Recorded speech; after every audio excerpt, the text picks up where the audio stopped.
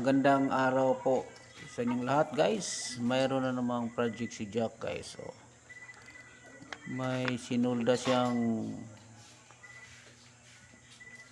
cord na charger, guys. So, yan ay tining. Sa electronic tining yung tawag dyan, oh. Yan ay tining. Tapos itong cord na to ay sinulda niya kasi naputol, guys. Oh.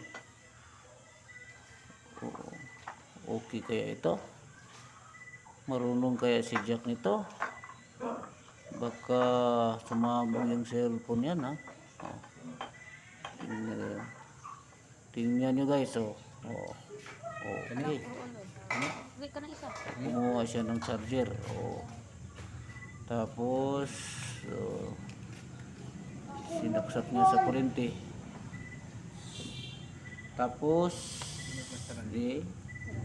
testing Bali-bali? kung ayos ba. Oh.